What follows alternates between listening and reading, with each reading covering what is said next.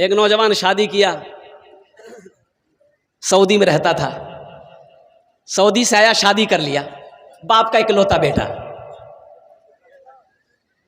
और शादी के बाद 1 महीना के बाद ये लड़का अपनी माँ से कहने लगा कि अम्मा अब हम जाएंगे, मेरा वीज़ा आ रहा है। तो माँ कहने लगी कि बेटा तू चला जा, बहू तो मेरे साथ है। बोला कि नहीं, बहू नहीं रहेगी, हम वहाँ अकेले रहेंगे, बहू को भी लेके जाएंगे। तो माँ कहने लगी बेटा बहू कितने लाके चलो जो है, तो हम बुढ़वा बुढ़िया देखभाल क्या करती। बोलो बात सही कि गलत है, जल्दी बोलो भाई, अरे बोलो भाई। लेकिन बेटा बोला कि नहीं अम्मा, आप लोगों को जैसे रहना रहिए, हम बीवी को छोड़ के सऊदी नहीं जाएंगे, हम लेके जाएंगे। बीवी भी बोली लड़का से कि ते तोड़ बिना हमें न रहे वो, तेजवा हम मुझो। बोले हाँ फुत की तुरो लग जूगी। बीवी को लिया चला गया। है जानते हो, जाने के बाद 14 साल का अरसा गुजर गया। कितने साल गुजर गए जल्दी बोलिए, अरे जल्दी बोलो कितने साल गुजर गए? 14 साल गुजर गए। मौलाना सलमान मंसूरपुरी रहमतुल्लाह अलैह ने अपनी किताब में इस वाक़े को लिखा है। ये किस्सा नहीं सुना रहे हो, ये हकीकत सुना रहा हूं मैं।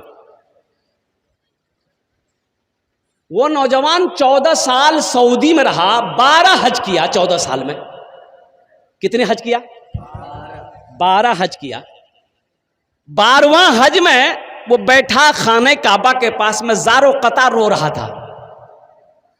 एक अल्लाह वाले उसको देखते रहे, नौजवान को, काहे ऐसा रो रहा है, कौन सा गुनाह किया है? तो वो अल्लाह वाले पीछे से आए, हाथ को रखा है। बाबू वो नौजवान पलट कर देखा नूरानी चेहरा है। बाबू ऐसा काहे रो रहे हो, कौन सा गुनाह किए हो? ये तो खाने काबा है, लोग यहां जो मांगता है उसकी अल्लाह झोली भरता है, क्या मांग रहे हो, कौन गुनाह किए हो? तो नौजवान कहने लगा कि हजरत ये मेरा 12वां हज है, जब भी मैं हज करने आता हूं ऐसा लगता है दिल पर किसी ने ताला लगा दिया। तो अल्लाह वाले समझ गए, उन्होंने कहा कि लगता है तुमने किसी का दिल दुखाया है, तुमने किसी का दिल दुखाया है। वल्लाह वाले कहने लगे अरे तेरी माँ है, बाप है? ये नौजवान और रोने लगा, बोला कि हजरत मैं क्या बताऊं, मेरी माँ तो थी, मेरा बाप तो था, लेकिन 14 साल हो गए, मुझे पता नहीं मेरी माँ जिंदा है कि नहीं, मेरा बाप जिंदा है कि नहीं। तो अल्लाह वाले ने कहा फिर तू ये खाने काबा में बैठकर क्या कर रहा है? अरे उठ दौड़ भाग घर जो, अगर बाप जिंदा है माफी मांग ले, माँ जिंदा है माफी मांग ले, अल्लाह तेरे दिल के ताले को खोल देगा। ये नौजवान आनन फानन में टिकट बनाया, दिल्ली उतरा और दिल्ली से ट्रेन पकड़ा, ओहो कटिहार उतरा और वहां से अपना गांव जब आया, देखा 14 साल में पहले फूस के घर थे, अब पुख्ता घर हो गए हैं, अपना घर कहाँ पता नहीं। ये नौजवान 14 साल में सोचा कि मेरा घर किस जगह है। ओहो एक बूढ़े मियाँ बस्ती के बाहर घास काट रहे थे। ये नौजवान रुककर कहा कि ओ चचा, अपना बाप का नाम लिया कि ए चचा ये अब्दुल्ला साहब घर कौन था जी? तो बूढ़े मियाँ नीचे से ऊपर तक देखा, बोला कि अब्दुल्ला मियाँ वो बेचारे तब इस दुनिया में नहीं रहे, उनका तो इंतकाल हो गया, 3 साल हो गया। ये की बेटा था, बड़ी मोहब्बतों से बेटे को परवरिश किया था, पाला था, पोसा था, लेकिन वो बेटा धोखा देकर चला गया, भाग गया, बेटे के गम में बाप मर गया। ये नौजवान रोने लगा तो बूढ़े मियाँ बोले कि उससे तुमको क्या रिश्ता था? कहा कि वो बेटा बदनसीब बेटा जो बाप को छोड़कर भागा था, वही बदनसीब बेटा मैं हूं। फिर वो नौजवान पूछने लगा कि चचा उनकी बीवी का क्या हुआ? मेरी माँ का। बोली बेचारी बेवा हो गई तो कोई सहारा नहीं, दूसरे के घर में काम करती थी, जिसको होता था खिला देती थी। अब तो पता चला कि उसके जिस्म में फालिज मार दिया, लकवा मार दिया, बिस्तर से हिल नहीं पाती है। बेटे के गम में इतना रोई कि आँख की रोशनी खत्म हो गई। अंधी हो गई है। मोहल्ले की कोई औरत को तरस आता, जाती है नहला धुलाकर कुछ खिलाकर चारपाई पे सोला देती है। बस यही दुआ करती है कि या अल्लाह उस वक्त तक मेरी मौत ना हो जब तक मैं अपने बेटे को ना देख लूं। ये नौजवान भागा भागा आंगन गया, कदम रखा, माँ चारपाई पे लेटी है। माँ कहती है, पूछती है कौन है, कौन है? बेटा रोते हुए कहता है कि अम्मा तेरा गुनहगार बेटा, तेरा गुनहगार बेटा 14 साल के बाद आया। ओ माँ तो माँ होती है, माँ कहती है कि मेरा बेटा, मैं तो उठ के बैठ भी नहीं सकती कि तुझे गले से लगाऊं। बेटा मेरे बदन में ताकत नहीं है। मैं दुआ करती थी अल्लाह से कि या अल्लाह उस वक्त तक हमको मौत मत देना जब तक मैं अपने बेटे को अपनी नजरों से ना देख लूं। लेकिन बेटा मेरी नजरों में रोशनी नहीं है, मैं अंधी हो चुकी हूं, जरा मेरे करीब आ जा, सीने से लग ले ताकि मेरे कलेजे को ठंडक मिल जाए। ये होती है माँ। चिलचिलाती धूप में मक्के के खेत में देखो खट रहा है, ये होता है बाप पसीना बहा रहा है। किसके लिए? अपने लिए नहीं। रोटा मार्केट में 1 घंटा काम करेगा, उसका 2 टाइम का खाना हो जाएगा। किसके लिए पसीना बहा रहा है? मेरे घर में मेरा छोटा छोटा बच्चा है, उसके लिए खट रहा। इस बाप के एहसान को ना भूलो, इस माँ को ना भूलो जो 9 महीना तुम्हें पेट में रखी। उस माँ को ना भूलो जिसने 2 साल तक अपना खून पिलाई है। वो माँ जिसके कदमों के नीचे जन्नत है। वो बाप जो जन्नत का दरवाजा है। हाँ, बीवी का हक जहाँ है बीवी का हक अदा करो, लेकिन माँ बाप का हक जहाँ है अल्हम्दुलिल्लाह वहाँ उनके साथ अच्छा सलूक करो। देखो अल्लाह कहता है कुरान में, वक़दा रब्बुका अल्ला ताबुदू इल्ला इय्याहु व बिल वालिदैनि इहसाना। मेरा अल्लाह कहता है मेरे साथ किसी को शरीक ना बनाना। उसके बाद क्या करना है? नमाज नहीं, अल्लाह ने हुक्म दिया, अब क्या करना है? हजरत अब्दुल्ला इब्न मसूद रदी अल्लाह ताला अन्हु ये फरमाते हैं कि अल्लाह के रसूल सल्लल्लाहु अलैहि वसल्लम से मैंने पूछा, या रसूल अल्लाह सबसे अफजल अमल कौन सा है? आपने फरमाया और कुर्बान जाओ, सबसे खूबसूरत अमल, सबसे अफजल अमल यह है अल्लाह के साथ किसी को शरीक ना बनाना। दूसरा अमल अपने माँ बाप के साथ अच्छा सलूक करना, उनकी खिदमत करना, उनकी दुआएं लेना। अल्लाह तेरा दुनिया ही के अंदर में जन्नत में घर बना देगा। इंशाअल्लाह अमल करेंगे। हमको अपने मात पिता पे आज बड़ा अभिमान है जिनके सर पे माँ की ममता, जग में बड़ा इंसान है, जग में बड़ा इंसान है। पीते पीते दूध कभी चल में जब छुप जाते थे, पीते पीते दूध कभी चल में जब छुप जाते थे, खुद ठंडक में माँ सोती गोदी में हम सो जाते थे। अजय बताइए, कड़ाके की ठंड हो, यानी कड़ाके की ठंड, सर्दी खूब हो, बेटा 3 साल 2 साल का बच्चा है, बिस्तर में पेशाब कर दिया, माँ क्या करती है? बिस्तर बदल देती है। अरे जल्दी बोलो, बदलती ही नहीं। अरे बदलेगी ना हो। ओ पेशाब वाला बिस्तर में उठा के रखी दिल की, दूसरों कप्पा बिछा दिल की। बच्चा फिर थोड़ी देर बाद पेशाब किया, माँ फिर भी बिस्तर बदल दी। थोड़ी देर के बाद बच्चा फिर पेशाब किया, माँ फिर बिस्तर बदल दी। 4-5 मरतबा माँ बिस्तर बदल दी, बच्चा फिर पेशाब किया। अब माँ क्या करेगी? पेशाबे में सुलाएगी।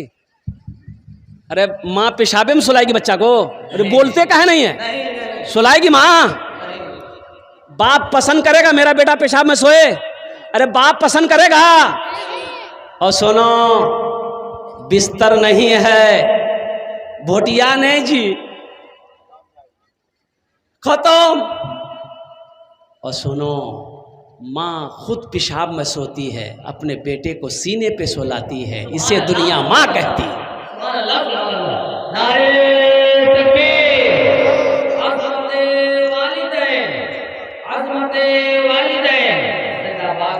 पीते पीते दूध कभी चल में जब छुप जाते थे, खुद ठंडक में माँ सोती, गोदी में हम सो जाते थे, गोदी में हम सो जाते थे। माँ बोली मन भावन मेरा बेटा रूप समान है, जो माँ की ममता ना समझे वो कितना नादान है, वो कितना नादान है। नौजवानों, आप नहीं चाहते हो कि हम हज करें? अब हज करना कौन कौन चाहते हैं? हाथ उठाइए। सब चाहते हैं ना?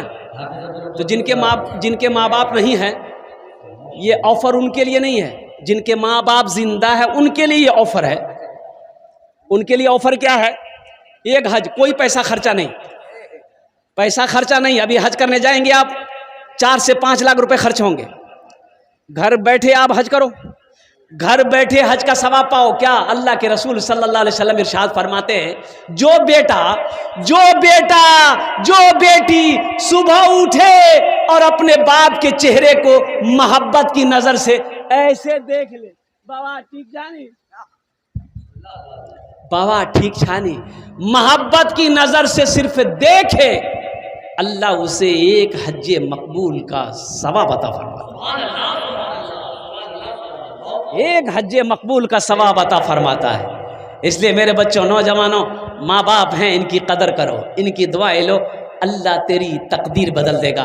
और माँ बाप से मैं कहना चाहता हूँ, बच्चे जब पैदा हों, देखिए बच्चा पैदा करना बहादुरी का काम नहीं है। बहादुरी काम से बच्चा पैदा करना कोई बहादुरी का काम नहीं है। इसलिए कि कुत्ता भी बच्चा पैदा कर रहा है तो कुत्ता बहादुर है, बिल्ली भी बच्चा पैदा करी, मुर्गा मुर्गी वो बच्चा पैदा करी। तो बहादुरी क्या है? जानवर बच्चे पैदा करते हैं, वो बच्चा छोड़ देता है। हम अशरफुल मखलूकात हैं। अल्लाह ने 18,000 मखलूकात को पैदा किया, उनमें सबसे अफजल, सबसे बेहतर, सबसे आला, सबसे ऊंचा इंसान को बनाया।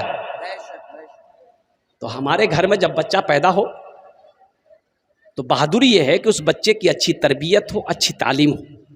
कि एक नौजवान हजरत अब्दुल हक मुहद्दिस देलवी रहमतुल्लाह अलैह के पास में आया कि हजरत, मेरी उंगली ना इतना दर्द है कि इस दर्द की वजह से ऐसा लग रहा है कि मेरा पूरा जिस्म में कोई तलवार मार दिया। हजरत डॉक्टर को दिखा चुके, हकीम को दिखा चुके, तबीब को दिखा चुके, जर्रा को दिखा चुके, कई हजार की दवाई खा लिया, फायदा नहीं, आराम नहीं, आराम नहीं है। तो हजरत अब्दुल हक मुहद्दिस देलवी रहमतुल्लाह अलैह फरमाते हैं कि तुम मेरे पास क्या करने आए? बोला हजरत आप दम कर दिए, कुछ पढ़कर, अल्लाह का कलाम पढ़कर दम कर दिए ताकि दर्द में अफाका हो जाए। ये उंगली हमारी ऐसी लग रही है कि ये जल रही है, ये उंगली मेरी जल रही है। और कुर्बान जाओ मुसलमानों, सुनो, अल्लाह वाले थे हजरत अब्दुल हक मुहद्दिस देलवी रहमतुल्लाह अलैह। उन्होंने कहा अच्छा ठीक है, बैठो मेरे सामने। आपने अपने सामने बिठाया, आप कुरान पढ़ते गए और दम करते गए, फूकते गए और पूछते थे आराम मिला? बोला हजरत आराम नहीं मिला। अच्छा फिर ठीक है। दोबारा फिर दम किया, पूछा आराम मिला? बोला कि नहीं आराम नहीं मिला। और तीसरी मर्तबा आपने फिर दम किया, फिर आपने पूछा आराम मिला? बोला कि हजरत आराम नहीं मिला, कुछ भी आराम नहीं है। तो आपने पूछा, ए नौजवान तू सच सच बता, ये कैसे हुआ? ये बीमारी तुमको कैसे लगी? उंगली में क्या हुआ है? सच सच बताओ। इसलिए कि ये दुनिया की बीमारी नहीं है, ये तुम्हारी उंगली में जो दर्द है ये जहन्नम का अजाब है, ये जहन्नम का अजाब है, ये जहन्नम की आग है। सच सच बता माजरा क्या है? वो नौजवान कहने लगा कि हजरत मेरा बाप था ना, पैसा वाला था, लेकिन बड़ा बखील था, बड़ा कंजूस था। हजरत पैसा घर में था, वो अशरफियों के सिक्के थे घर में, लेकिन सही से खाने को नहीं मिलता था, सही से पहनने को नहीं मिलता था। और मेरी माँ बोलती, हम लोग बोलते, वो मना कर देता, मार पीट पे उतर आता कि नहीं कोई पैसा खर्च नहीं करेगा। ना कभी मछली, ना कभी गोश्त, ना कभी दूध, ना कभी दही। इतना बड़ा बखील था कि अशरफियों का पोटली बनाकर, तकिया बनाकर सोता था। ना खुद खर्च करता था ना हम लोगों को खर्च करने देता था। बोला फिर क्या हुआ? बोला फिर क्या हुआ हजरत, एक दिन मौत आ गई, मर गया, मेरा बाप मर गया। ओ मेरा बाप मरा, रिश्तेदार लोग आए, कब्र बनाई गई, जनाजे की नमाज पढ़े हम लोग, और अपने बाप को जब कब्रिस्तान ले जाने लगे तो मेरी माँ बोली कि बेटा ये अशरफी भी उसके कब्र में ले जाकर डाल दो। अरे बड़ी मोहब्बत करता था अशरफियों से, जीते जिंदगी कभी हम लोगों को अशरफी में पैसे में हाथ लगाने नहीं दिया। जैसा होगा अल्लाह खिलाता खिलाएगा, जा जा अशरफी को भी उसकी कब्र में डाल दे। ये नौजवान भी बोला कि अम्मा सही बोल रही, जब जिंदगी में अब्बा खर्चा नहीं करने दिया, अब ये दौलत लेके क्या करेंगे। वो अशरफी का वो जो पोटली वो उसके साथ में कब्र में रख दिया, तख्ता रखकर मिट्टी डालकर बराबर कर करके लोग घर आ गए। 2-4 दिन के बाद ये लड़का सोचा कि बताइए अशरफी सब कब्र में रख दिए, आखिर बर्बादे हो जाएगा, तो लेते आते हैं घर में काम करेंगे। अब्बा वैसे बखील थे, जो भी थे खर्च नहीं करने दिए, खर्च नहीं किए। तो वो नौजवान कब्रिस्तान पहुंचा, कब्र की मिट्टी हटाया, और जब तख्ता हटाया देखता क्या है कि जितने अशरफी के सिक्के थे उसके बाप के जिस्म में चिपका हुआ है। बोले अरे हम तो पोटरी में रखे थे, या बदन में चिपकाया हुआ है। तो ये नौजवान उंगली लेकर एक अशरफी को, एक सिक्का को ऐसे छुआ, बस छूना था। ये नौजवान कहता है, हजरत अब्दुल हक मुहद्दिस देहलवी रहमतुल्लाह अलैह को कहता है नौजवान कि हजरत मैंने सिक्का को जैसे ही छुआ ऐसा लगा मेरे पूरे बदन में करंट लग गया, पूरा जिस्म मेरा कांपना शुरू हो गया। हजरत फिर मैंने सिक्का को नहीं छुआ, और कब्र की मिट्टी को मैंने बराबर की। हजरत उसी वक्त से इस उंगली में ऐसी टिस होती है पैदा, ऐसा लगता है कि मेरा पूरा बदन जल जाएगा, ना खाने चैन है, ना सोने चैन है, ना बैठने चैन है। हजरत अब्दुल हक मुहद्दिस देहलवी रहमतुल्लाह अलैह फरमाते हैं, ए नौजवान इसका इलाज कोई डॉक्टर नहीं कर पाएगा, ये जहन्नम की आग है, ये जहन्नम की आग है। ऐसा करो, इसको अगर कोई बुझा सकता है तो आंख का आंसू बुझा सकता है, आंख के आंसू बुझा सकता है, रो, और जब आंसू निकले तो इन उंगलियों को आंसू लगा दो, इंशाअल्लाह अल्लाह तुम्हें शिफा देगा।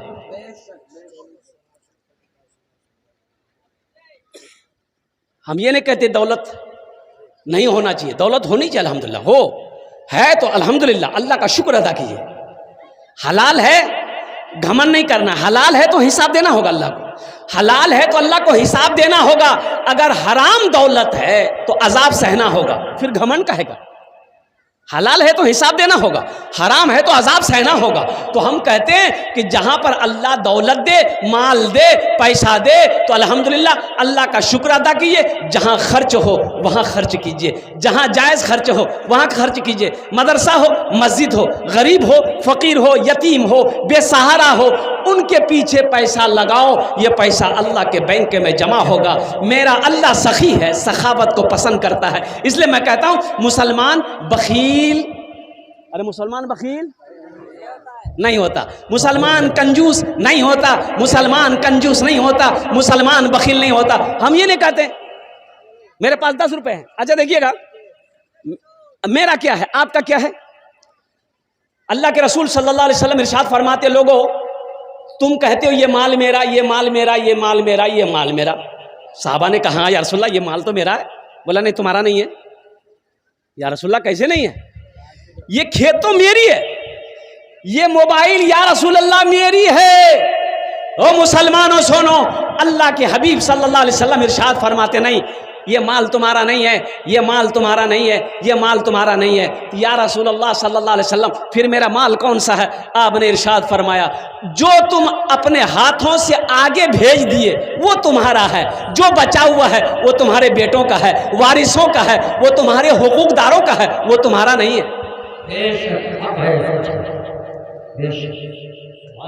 एक न एक दिन हर एक इंसान चला जाएगा, एक ना एक दिन हर एक इंसान चला जाएगा, एक ना एक दिन हर एक इंसान चला जाएगा, चाहे निर्धन हो या धनवान चला जाएगा, चाहे निर्धन हो या धनवान चला जाएगा। क्यों सताते हैं गरीबों को ये दौलत वाले, क्यों सताते हैं गरीबों को ये दौलत वाले, ना तवा हो या पहलवान चला जाएगा,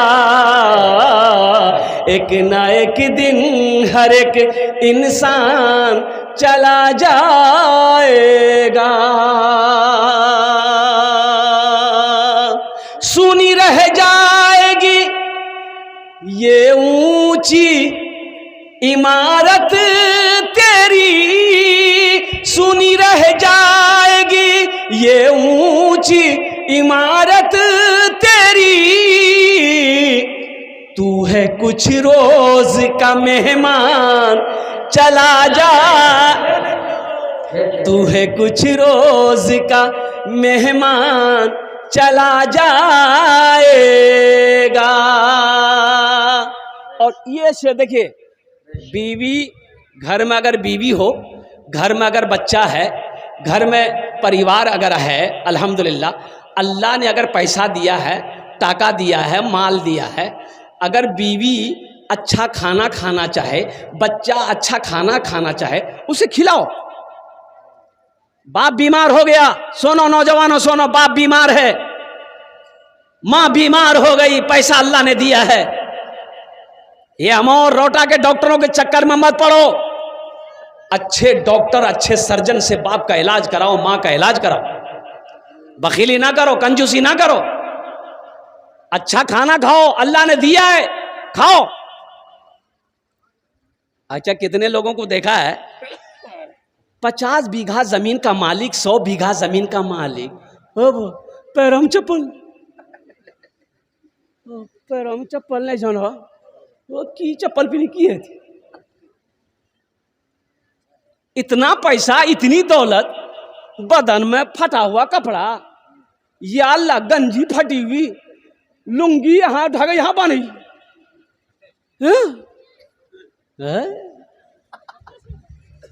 अल्लाह के रसूल सल्लल्लाहु अलैहि वसल्लम के पास एक सहाबी आया, देखा कि फटा पुराना कपड़ा है।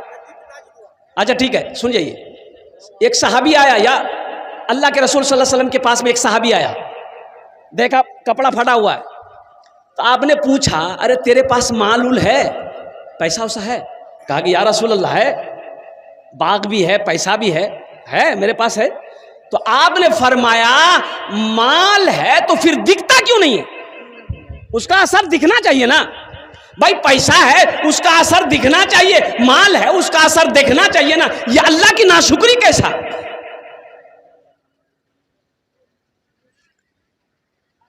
एक न एक दिन हर एक इंसान चला जाएगा, हाथ खाली ही आए थे जहां में जैसे, फिर उसी मिसल ए नादान चला जाएगा, फिर उसी मिसल ए नादान चला जाएगा। मौत के बाद तुझे लोग ना रहने देंगे, मौत के बाद तुझे लोग ना रहने देंगे, करके महलों को तू वीरान चला जाएगा।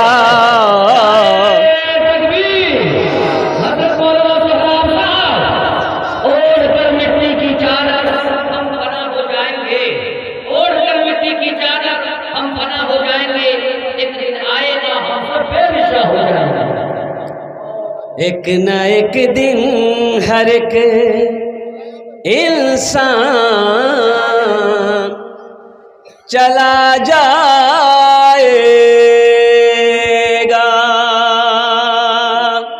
इंशाअल्लाह आखिरत की, कब्र की, हशर के मैदान की तैयारी करेंगे, अपने माँ बाप की खिदमत करेंगे इंशाअल्लाह। मेरे बच्चों हाथ उठा इंशाअल्लाह। अल्हम्दुलिल्लाह। बाप है दुआ लो, माँ है दुआ लो, अल्लाह तेरी तकदीर बदल देगा। एक बात याद रखना, ये माँ बाप बड़ी नेमत है। मेरे बच्चों सुनो, ये माँ बाप बड़ी नेमत है। माँ है तो 1 घंटा माँ के पास बैठो, बाप है 1 घंटा अपने बाप के पास बैठो। बाबा ते किरम को जा, माँ से पूछो मियाँ कुछ कहेगी, हम रोट आज इन तोड़ लिया वो। माँ से पूछो, बात करो। हमसे पूछो, माँ से मिलने के लिए कब्रिस्तान जाना पड़ता हमको। तुम्हारी माँ घर में है, तुम्हारी माँ आज घर में है, बाप घर में है, तुम्हारे पास टाइम नहीं है। जब ये चले जाएंगे ना, फिर तुम्हें मिलने के लिए कब्रिस्तान जाना होगा, कब्रिस्तान जाना होगा। आज है कदर कर लो, आज है उनकी दुआ ले लो। एक औरत, बच्चा लड़का पैदा हुआ तो दूध नहीं, सीने में दूध नहीं, तो बच्चा पिएगा कैसे? भाई दूध जरूरी है ना, अरे बच्चे के लिए दूध जरूरी है ना, जल्दी बोलो ना भाई।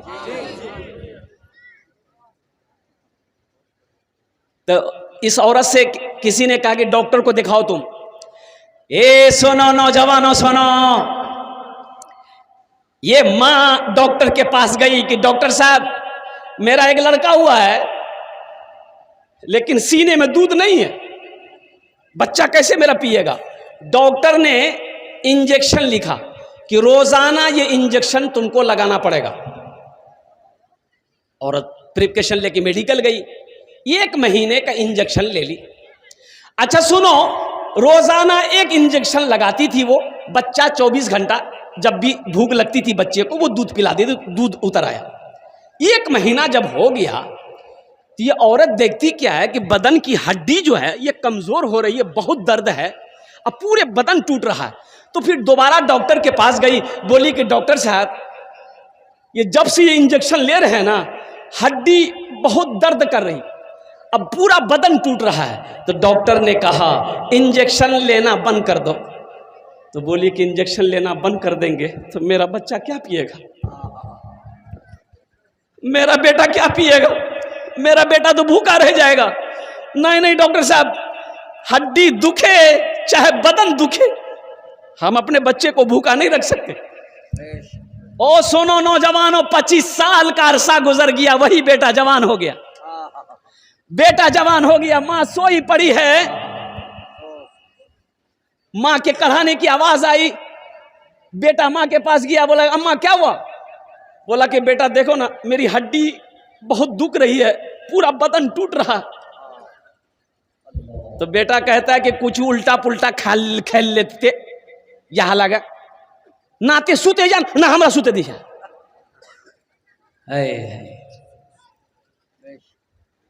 ना आप सोते हैं ना हमको सोते देते हैं, उल्टा पुल्टा कुछ खा लिए होंगे इसलिए हड्डी दुख रही है, पूरा बदन टूट रहा है। उसे क्या मालूम, उसे क्या मालूम कि तुझे दूध पिलाने के लिए तेरी मां ने रोजाना 1-1 इंजेक्शन लगवाती थी, तब तू जाकर दूध पीता था। आज तू कह रहा है कि मुझे सोने नहीं देती। उनके दिल से पूछो, उनके दिल से पूछो, मेरे दिल से पूछो, मत पूछो रातों को मैं भी कैसे कैसे सोता हूँ, जब जब माँ की याद सताए चुपके चुपके रोता हूँ, चुपके रोता हूँ। एक नौजवान माँ से झगड़ा, किसी बात पे झगड़ा हुआ, नौजवान घर छोड़ के चला गया। 1 साल के बाद दिल्ली से घर आया तो आंगन आया तो माँ को ढूंढने लगा, अम्मा अम्मा कहाँ है, मी आते कहाँ जा? किसी ने कहा कि तेरी माँ नहीं रही, वो तो इंतकाल कर गई, 6 महीना पहले इंतकाल किए। ये नौजवान बोला कि मेरी माँ मर गई, और दौड़ा दौड़ा कब्रिस्तान गया, लोगों से कहा मुझे बताओ मेरी माँ की कब्र कौन सी है। एक बूढ़े मियाँ बोले कि यही कब्र है। तो कब्र पे खड़ा होके बोला कि मियाँ हमरा माफ करी दे, हमको माफ कर दो माँ।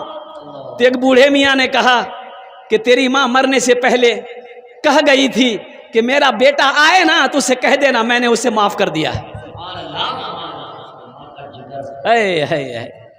अल्लाह अल्लाह अल्लाह। मत पूछो रातों को मैं भी कैसे कैसे सोता हूँ, जब जब माँ की याद सताए चुपके रोता हो, चुपके रोता हो। है दर माँ के चरणों में तन मन धन कुर्बान है, जो माँ की ममता ना समझे वो कितना नादान है, वो कितना नादान है। हमको अपने मात पिता पे आज बड़ा अभिमान है जिनके सर पे माँ की ममता जग में बड़ा इंसान है, जग में बड़ा इंसान है। इंशाल्लाह माँ बाप की खिदमत करेंगे, हाथ उठाओ इंशाल्लाह अल्हम्दुलिल्लाह। सुनो हजरत मूसा अलैहिस्सलाम, आपकी माँ जब तक जिंदा थी, आपकी माँ जब तक जिंदा थी मूसा अलैहिस्सलाम के लिए दुआ करती थी। ये मूसा कौन है? अल्लाह के पैगंबर हैं। और नौजवानों सुनो, ये मूसा अलैहिस्सलाम कौन है? अल्लाह के पैगंबर हैं। और सुनो अल्लाह के रसूल हैं, अल्लाह के पैगंबर हैं। और सुनो हजरत मूसा अलैहिस्सलाम की माँ इंतकाल कर गई और आप अल्लाह से मिलने जा रहे हैं कुएं तूर पहाड़। अल्लाह के तरफ से आवाज आई, मूसा अब संभल के चलना, होशियारी से चलना। तो कहा कि या अल्लाह ऐसा तो तूने कभी नहीं कहा कि संभल के चलना। तो अल्लाह ने कहा कि मूसा पहले तू जब चलता था, घर से निकलता था, तेरी माँ तेरे लिए दुआ करती थी, अब तेरे लिए दुआ करने वाले वो हाथ नहीं रहे। ये मेरे बच्चों, हम खास कर हाथ जोड़कर कहते हैं, देखो तुम नमाज कज़ा कर दो, ये कज़ा नहीं करना, माँ बाप के सामने कभी बेअदबी मत करना। अल्लाह का कुरान कहता है उफ़्फ़िम वला तनहरहुमा वक़ुल लहुमा क़ौलन करीमा। यही तो मैं कहता हूं, कुरान पढ़ो। माँ बाप का मकाम क्या है ये तुम्हें यूनिवर्सिटी में पढ़ाया नहीं जाएगा, कॉलेज में पढ़ाया नहीं जाएगा, स्कूल में नहीं पढ़ाया जाएगा। कहाँ पढ़ाया जाएगा? मकतब में। हाफिज अब्दुल कुद्दूस साहब के पास आओ, वो तुम्हें बताएंगे कहाँ पढ़ाया जाएगा। कुरान में बताया जाएगा। कहाँ पढ़ाया जाएगा? हदीस मुस्तफ़ा में बताया जाएगा कि माँ बाप का मकाम क्या है।